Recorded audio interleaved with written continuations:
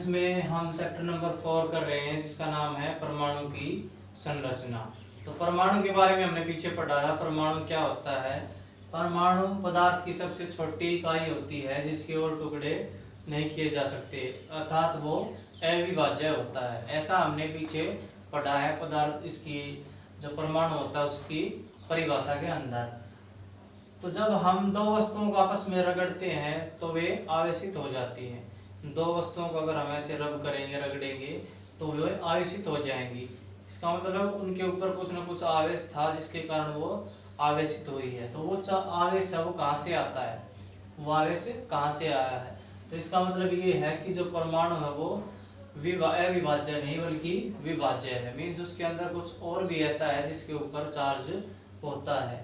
तो लगभग 1900 के आसपास जे थॉमसन ने एक डिस्कवरी की थी जिसका नाम इलेक्ट्रॉन दिया गया, और इलेक्ट्रॉन के ऊपर ऋण आवेशित खोजा गया कि उसके ऊपर जो आवेश होता है वो ऋण आवेशित होता है। जे थॉमसन ने इसकी खोज की थी। उसके बाद ए गोल्डस्टीन साइंटिस्ट थे हमारे, उन्होंने धन आवेशित विकिरणों की खोज की थी।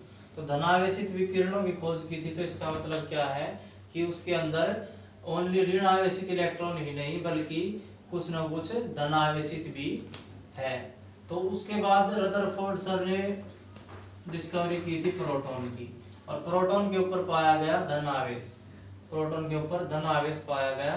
इसका मतलब हमारे पास जो परमाणु होता है उसके अंदर दो और सब एटॉमिक पार्टिकल्स मिले, इलेक्ट्रॉन और प्रोटॉन। तो जो परमाणु की संरचना थी उसके ऊपर अलग अलग वैज्ञानिकों ने अलग अलग थ्योरी दी थी, अलग अलग मॉडल दिए थे। तो जो सर जे थॉमसन थे उसने सबसे पहले जो मॉडल दिया था परमाणु का वो सर जे थॉमसन थे। तो उन्होंने क्या मॉडल दिया था? उस मॉडल को नाम दिया गया था थॉमसन का परमाणु मॉडल।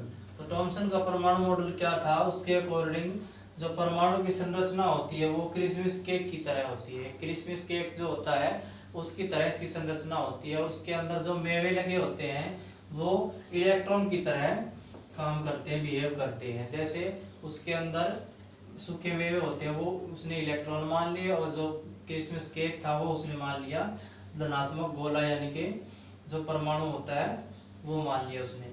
दूसरा एग्जाम्पल उसने तरबूज का लिया। तरबूज की तरह भी हम मान सकते हैं इसको। एक तरबूज होता है, उसका जो बाहरी सतह होती है उसको मान लिया उसने धनात्मक गोला, और उसके अंदर जो बीज होते हैं अंदर की तरफ उन बीजों को उसने मान लिया इलेक्ट्रॉन। इसके अलावा जो खीर होती है हमारी, खीर के अंदर जब हम मेवे डालते हैं, सूखे मेवे डालते हैं, तो वे क्या होते हैं हमारे पास इलेक्ट्रॉन का काम करेंगे, और जो हमारी खीर है वो धनात्मक गोले के रूप में होगी। तो ये जो मॉडल था ये थॉमसन ने दिया था। इस मॉडल को नाम दिया गया थॉमसन का परमाणु मॉडल।